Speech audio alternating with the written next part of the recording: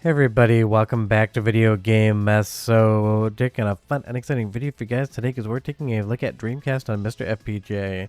Every bit of footage you're watching in this video was captured from a real Mister using the kind of hybrid FPGA core for Dreamcast.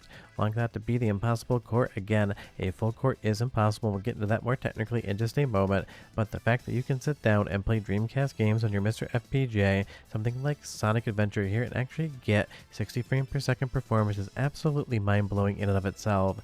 And trust me, there is a lot of technical trickery and a lot of technical wizardry going on here to make this all work.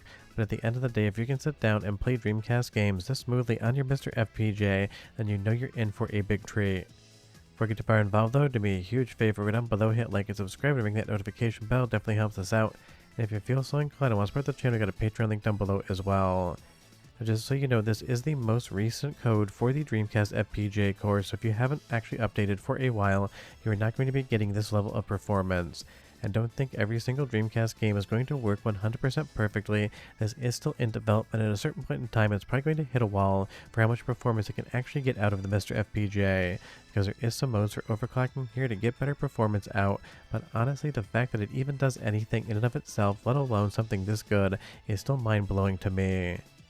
So basically what is happening here is the PowerVR GPU is sitting within the actual FPGA chip on the Cyclone 5, and don't forget there's not one but two different ARM cores on that same chip, because it isn't just an FPGA chip, it has ARM CPU cores on it as well. There's two different type of FPGA chips out there in the world, ones that are just pure logic and they don't have any ARM core whatsoever, any other hard processor, and there's stuff like the Cyclone 5 that's on the Mr. FPGA that has those two ARM cores. So stuff like the actual CPU logic as well as I/O and other things like sound are going to be on those ARM cores, where the actual graphics are going to be drawn by the FPGA GPU. And that's going to be useful not only for today but in the future when more powerful hardware is out there. Because there are two distinct things keeping a full FPGA Dreamcast core from existing. One, we need bigger FPGA chips with more logic so the entirety of what Dreamcast is can fit on it, and two, somebody has to do the metric shit ton of actual development hours to get the CPU and everything else over to FPGA code. But that in and of itself can clearly be done, because that's what we're kind of hybrid playing right here, with all of the GPUs sitting on the Cyclone 5 inside of a Mr. FPGA. And that in and of itself, again, absolutely spectacular and stunning. Not everything is going to be perfect frame rates, and the harder the game pushes against the Dreamcast hardware, the more results you're going to get varied. That's why I've left every single metric here for the frame rate available on screen. But going through the Shenmue intro here, if I told you this was just Dreamcast footage captured with an HDMI modded console, I think I could actually get you to believe that. Everything looks good, all of the pixels are where they need to be, there really isn't any graphical corruption I've noticed so far, and that's not to say that every single game will run this well, it's just saying that this instance, it absolutely looks stunning and really does just look like Shenmue, the way we know, love, and remember it. And that, again, is an absolute masterful technical accomplishment to have gotten this far with the Dreamcast FPGA core. It really shows that all the developers that are working on this have a real good mastery of how the hardware works and how to get it implemented in FPGA. Just think of it this way: if you knew you could do something but your toolset was incomplete, or you knew you had to carry 10 pounds of water across a field but they only gave you a 5-pound bucket, that's basically what's happening with the overall Cyclone 5 not having enough logic to host the entirety of a Dreamcast. It is a 10 pounds of shit in a 5-pound bucket scenario, and nowhere can you actually make that bucket suddenly hold 5 more pounds of you know what. But the fact that it even holds any of it in the first place, 10 out of 10 impressive. Let's do the first of what I think is going to be 2, maybe 3 soundtrack samples. We'll have to wait and see, because even I haven't finished it yet. And you'll go ahead and listen to what Dreamcast sounds like coming out of Mr. FPGA right now. But don't go anywhere, because I have other games to show you that you can play and have fun with today. Father! Stay back, mule. For the last time, where is the mirror? I've no intention of telling you.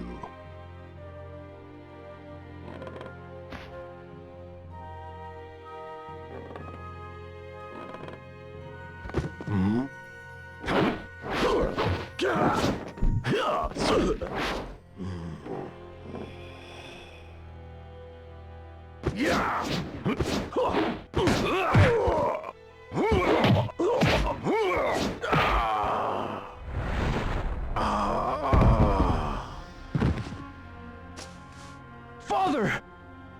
Why you...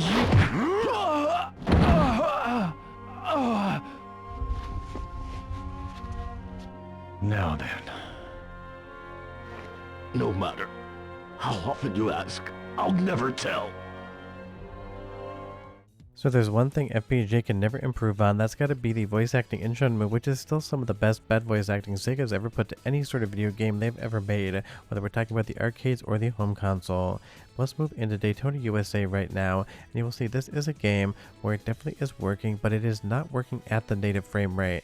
It gets very close and sometimes will actually hit it, but other times you're going to see it drop back. And why that is, I'm still not 100% sure. I'm sure the developers are working on it to try to see if we can actually get that 100% lock frame rate. But that's what I want you to realize about what we're talking about here. This is not a finished project, it is still experimental, and it is still looking towards the future. Because at some point in time there is going to be a Mr. 2 or another FPGA platform out there that is going to have a lot more logic than what we have on the Cyclone 5 on the Mr. right now, and that means you suddenly will have the ability to not only put more in logic and run more of the Dreamcast and FPGA, but you'll also be able to run it at a better speed. Because here's the thing, the FPGA fabric has a limit to how fast it can actually run, and we're talking megahertz, not gigahertz, and that is slower than basically any other sort of CPU out there. So when Dreamcast needs to hit a certain clock speed, the FPGA clock speed isn't really going to be able to keep up. There are tricks you can do to get it to run faster, and some games don't need it to run at its peak, but that really is the thing, because when you think about those ARM cores on the Cyclone 5 versus the FPGA chip, they run at completely different speeds, and of course the ARM is going to be way faster. So if you do notice them slow down, that's just kind of how it currently works. But from a technical showcase, it doesn't really matter because this looks like a Dreamcast game. And if we were to hit pause and take a screenshot, I said this was captured off real Dreamcast hardware with an HDMI mod, I think basically 99 out of 100 people out there would be fooled by it. And not like I try to fool you guys in captures, I'm just saying that that's how impressive it is. Every once in a while you might notice a little bit of horizontal screen tearing. That is still something that can happen in the core, but the fact that you actually have models graphics that are discernible to the games that they are supposed to be, that again is impressive. Because Power Stone here, not really using it as an example of how fast this will run, I'm using it as an example of how good it looks when it is running. The polygons are there, the models are there, everything in the textures seems to be good, even some of that transparency when you're in front of an object was coming in. So if this thing was able to run at full speed and you never know what the next update is going to bring, I would say it is a near perfect way to play one of the Dreamcast's best fighting games ever made. And honestly, I love Power Stone. It's one of those games, every single time I turn it on, I have fun with it. A big thanks to Kilter Music for helping with some of the captures as well today. He is a huge Dreamcast fan, so I sent him over a list of things to check out in the background, and he captured Power Stone basically with everything else you see in the video. But honestly, I just can't believe that this is even a reality that we are currently in. No one even thought this was possible, but through a lot of hard work, it definitely works. One more soundtrack sample and I'll be right back with more. Are you ready? Action!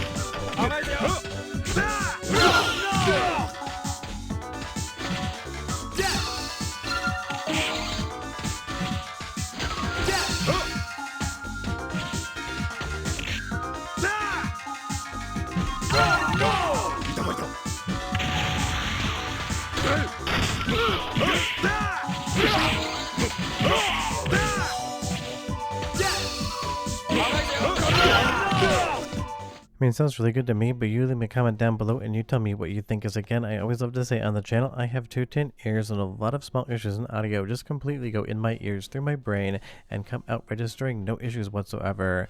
But this is definitely one, not only is it a fun game, but it's getting really close to getting to full speed, and it is one you can check out on the core today. And just so you know, I did leave a link in the description below to the GitHub page. Definitely read all the directions, and no, I'm not going to do a setup guide yet because I think it's going to change in the future. But when I know it's solidified, we'll definitely take a closer deep dive into that. Now taking a look at Skies of Arcadia, a game I knew everyone would ask whether or not it's running on this core.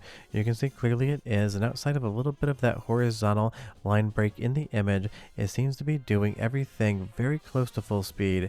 Every once in a while it'll get slightly slower, but otherwise it is getting again close to where that native speed would be. And that really is the thing about the entirety of the Dreamcast library as you play around with it in this core.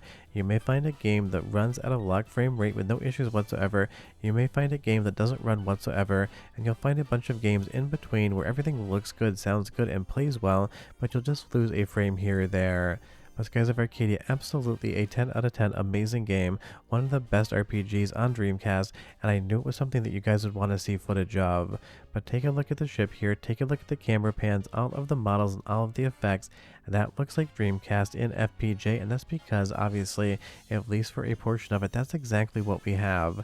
And as far as whether or not a new, more powerful FPGA board, project, etc. is coming out anytime soon, I really don't have any more information than you guys have. It might be that the Mister uses the Jurassic DE10 Nano for the next 3 years. It might be that it moves up to a completely different board not made by Jurassic whatsoever. It could be that another group comes out with their own board with a beefy FPGA chip on it, and that is kind of where developers go. It is going to be open to the future and the interpretation of people and what hardware they want to work on. But as far as an FPGA chip that could run the entirety of a Dreamcast, they do exist out there, but right now that part is not cheap whatsoever, and would probably be a situation in which you wouldn't want to actually buy it. So I could see a scenario in which maybe if this was to jump up to the Jurassic DE25 Nano, with more logic, a faster clock speed, and more powerful ARM cores, you could probably get a locked experience on Dreamcast once the development was done. And before you leave the comment down below saying, but video game esoterica, we already have Flycast, which will run every single Dreamcast game in a higher internal rendering resolution at perfect frame rates. I 100% understand that. And I also understand that getting a Dreamcast with an RGB or HDMI mod, not the cheapest thing in the world, but not prohibitively expensive, and optical disc emulators for Dreamcast are basically a dime a dozen at this point in time. But options are good, and having Dreamcast and FPGA will be a very fun time, and that is definitely a path we're on moving forward into the future. And there are things that something like FPGA can do that even the best emulation out there can't, like keeping the overall latency to basically being perfect. I'm going over to Echo the Dolphin, a Kilter choice, not mine, because honestly Echo always drives me nuts. This is a game in which you're going to see that not every single thing is working correctly, because you're having a lot of draw issues with the polygons in the background. If you just point the camera in certain angles, you would think everything was great, but if you point it in the wrong direction, you will realize that a lot of the graphics just aren't perfectly drawing in. So if you see that, don't be surprised whatsoever. It is still in active development, and we're going to have to wait and see where this goes. But compared to the first time I talked about it, the improvements have absolutely been massive, the speed gains have been huge, and now there are games out there like Sonic Adventure where you can basically play them near to perfect compared to real hardware emulation, at least the sections I have played and seen played by others. But don't forget, all of these games are quite long, and not every single game can be tested from start to finish. Trust me, I don't have that type of time, so you never know what you'll hit. One more soundtrack sample and I'll be right back.